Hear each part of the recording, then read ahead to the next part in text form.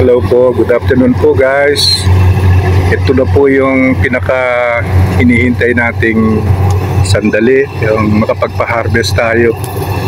Ngayon pong hapon, dumating po ng mahigit alas 2 yung vacuum, yung halimaw. At dito po nag-umpisa sa dulo, sa tabi ng pader. Ayan po sila. At ito pong inumpisahan nila na ito yung kalahating hektarya na kung saan yung hybrid ay 1/4 hectare, 2,500 square meters.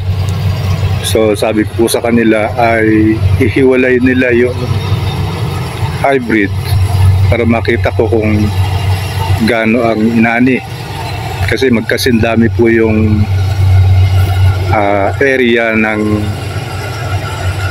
triple 2 at saka yung po yung hybrid. Titignan po natin kung ano yung magiging diferensya sa ani, kasi po yung triple 2 na sa gawi doon, 1 linggo na pong dumapa at doon po sa pagdapa na yun siguradong apektuhan na po yung ani.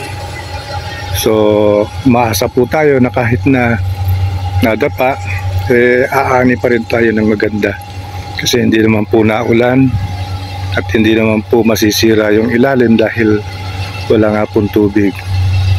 Ito po yung hybrid natin nakatayo. So makikita po natin ngayon kung alin ang mas magandang umani, yung hybrid ba o yung triple 2.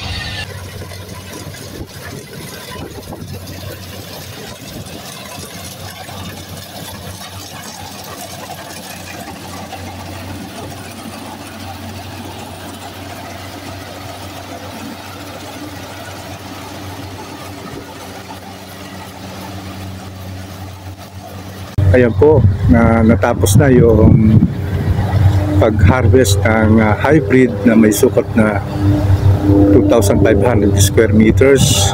Nabilang na po natin, naka 31 kabans po. Ito naman po yung NSIC C222 o triple 2 na may sukat din po na 2,500 square meters. Ayan po, nag-umpisa na. Medyo magtatagal po yung vacuum dito dahil sa nakikita po natin parang plantado.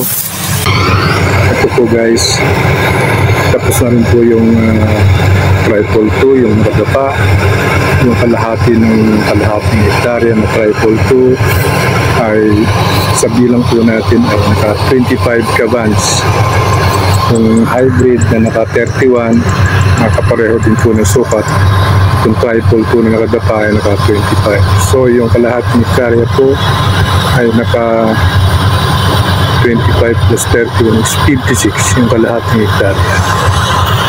So guys, maraming salamat po sa inyong panonood. Hanggang bukas po, dahil hindi po natin kayang tapusin ngayon yung 1 hektarya pang natitira dahil paggabi na po.